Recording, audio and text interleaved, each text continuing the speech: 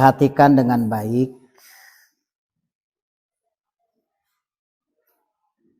Di Al-Baqarah 74. Ini adalah ayat amsal atau dalam ilmu balaghah disebut dengan tasbih, yaitu menceritakan tentang kerasnya hati, terutama hati al-Yahud, orang-orang Yahudi.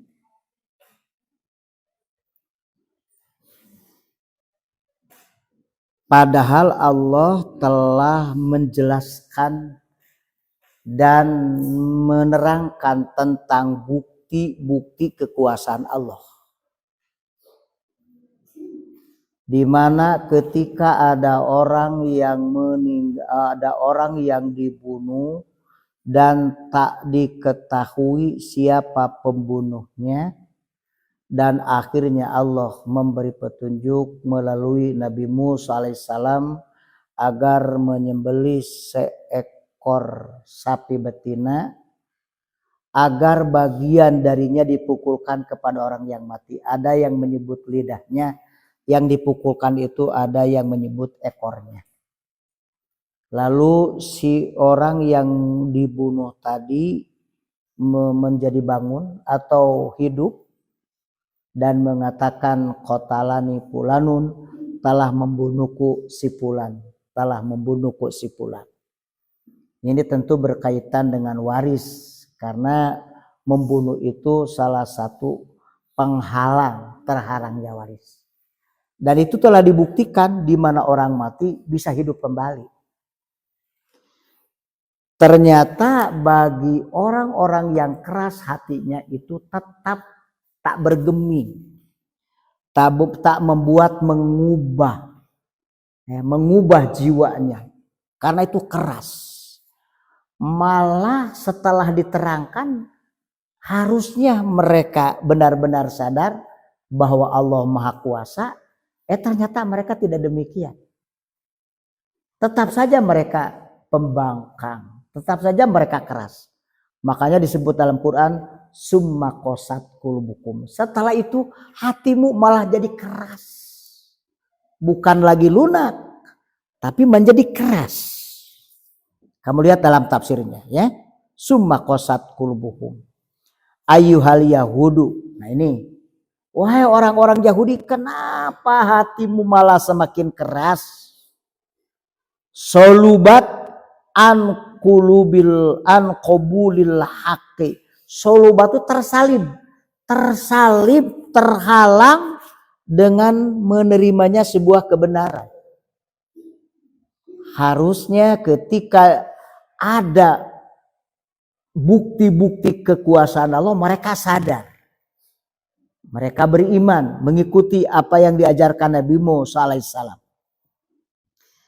Yaitu mimba didalika, setelah Allah memberikan satu bukti yang nyata, al-madhkuri min ihya'il qatili, yang telah disebutkan penjelasannya dari menghidupkan orang yang dibunuh tadi. Wa ma qablahu minal ayati, dan apa yang sebelumnya dari tanda-tanda kekuasaan Allah yang begitu hebat. Tetap saja fahiya kal hijarah, hatinya bagaikan batu. Ini kalimat fahiya kal hijarah itu, hiya itu adalah musabbah ya, kolbun itu.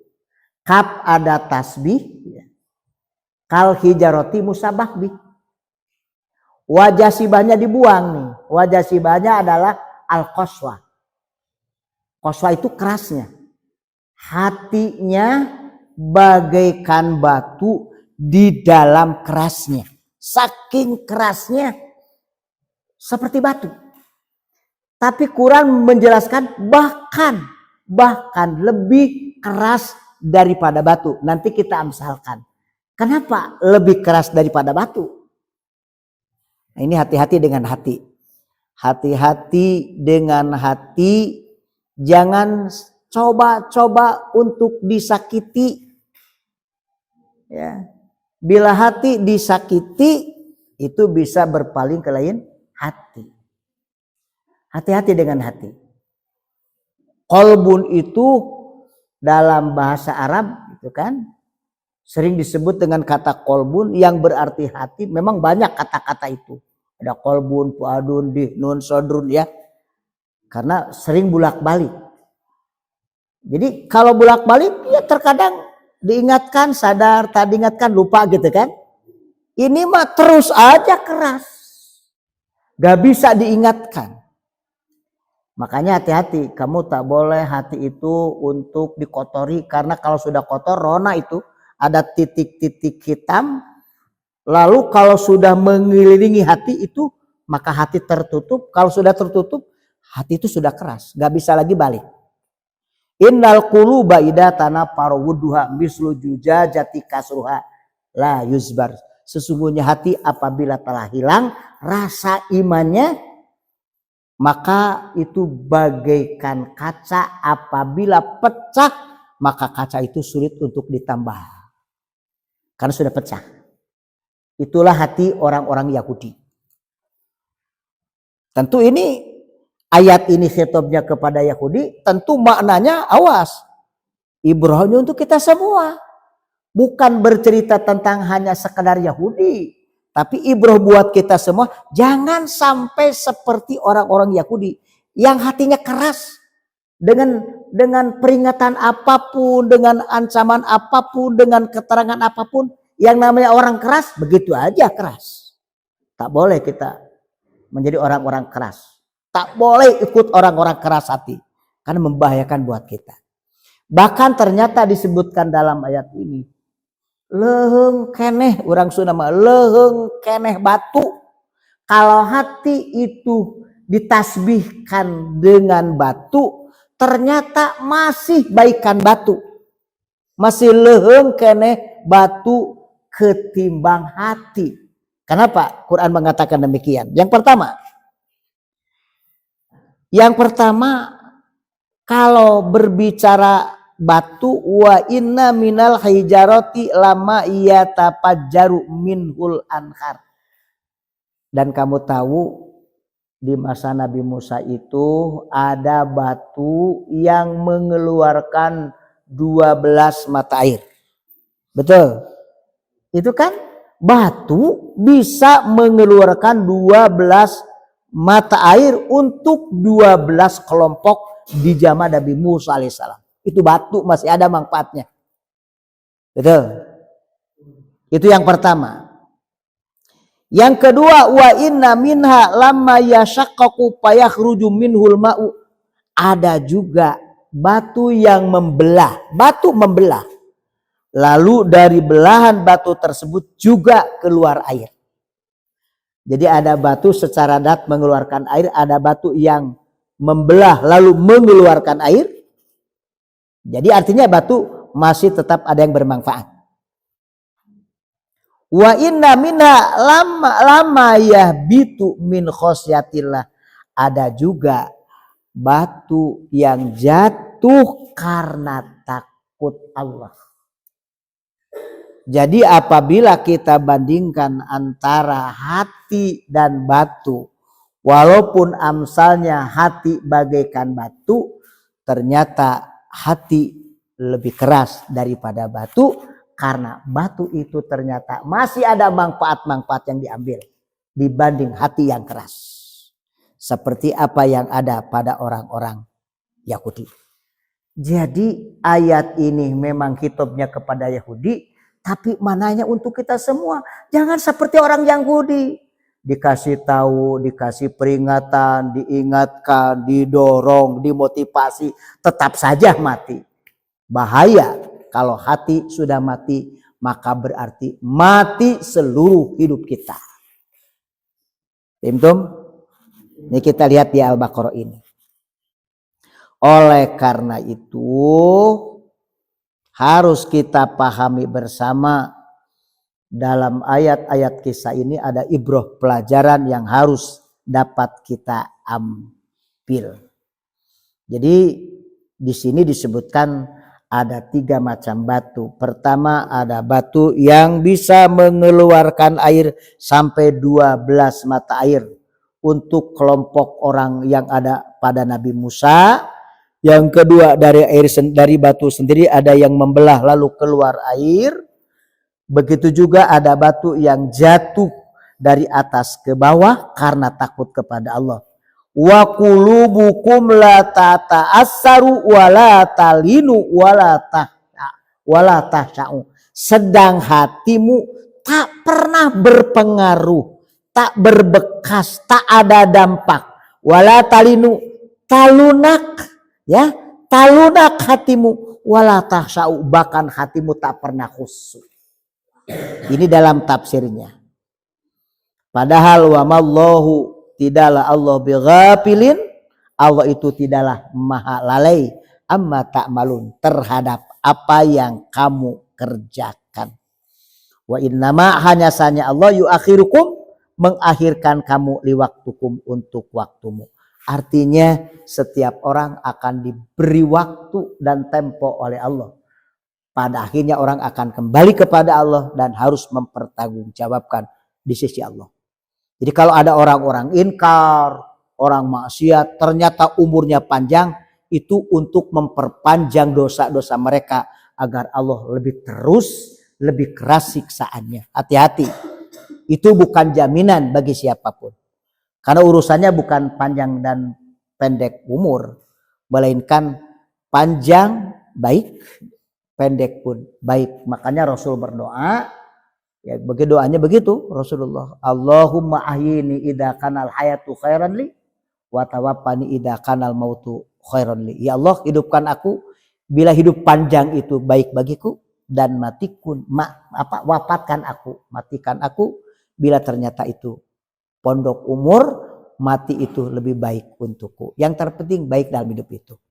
Maka orang yang panjang umur, baik amalnya, semakin hatinya semakin lunak, semakin baik di sel, semakin khusyuk, bertambah pahalanya.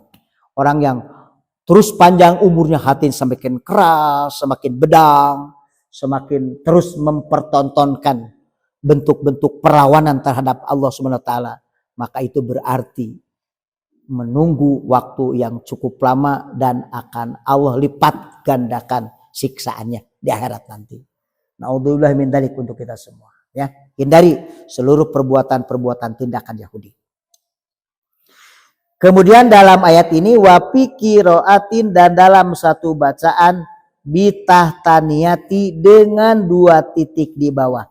Jadi ada yang baca wa mallahu bighafilin amma ta'malun, ada yang amma ya'malun. Kalau 2 titik di atas berarti paukonia, 2 titik di bawah tahtania. Nah ini kita disebutnya apa? Ini iltifat. Ya, disebut iltifat anil khitab, yaitu iltifat dari mukhatab.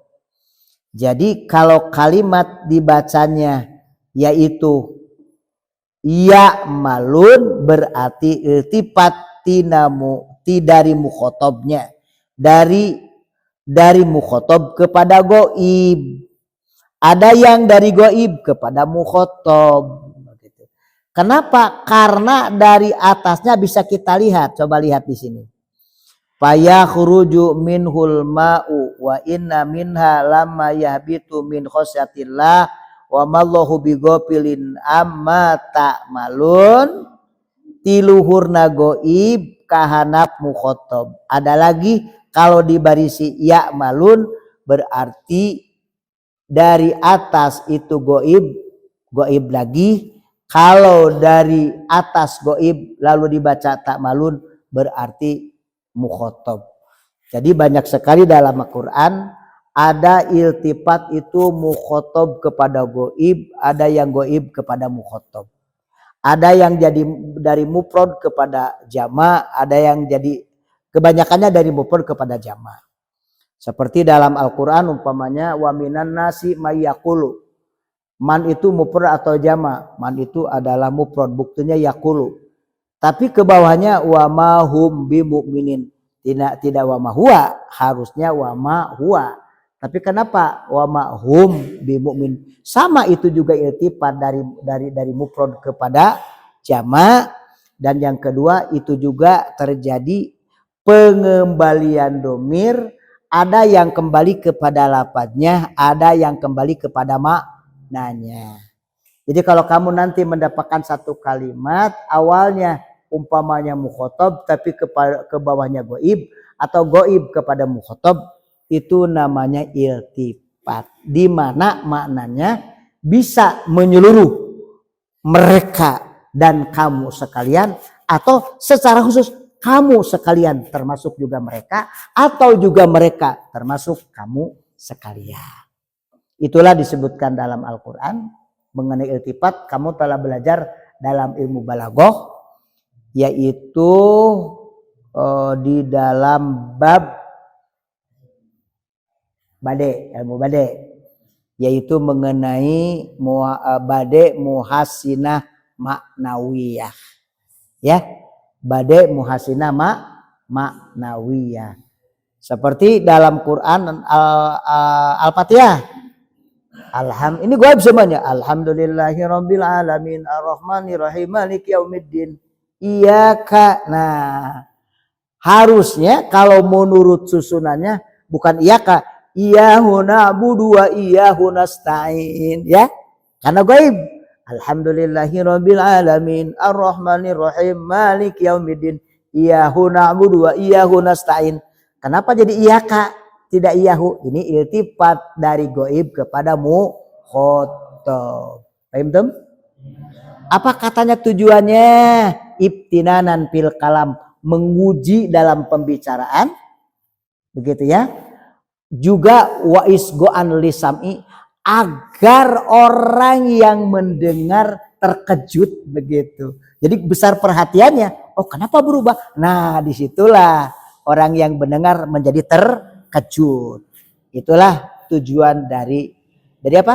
Dari iltifat. Mudah-mudahan manfaat untuk kita semua, walaupun waktunya hanya sedikit, ya. Dan saya minta kepada semuanya untuk terus berjuang tanpa henti untuk mewujudkan apa yang jadi niat dan cita-cita kita, ya, yaitu jadi orang-orang yang bermartabat, bermanfaat, dan Allah mengangkat orang-orang yang berilmu juga orang-orang yang beriman. Terima kasih. Akhirul kalam. Wassalamualaikum warahmatullahi wabarakatuh.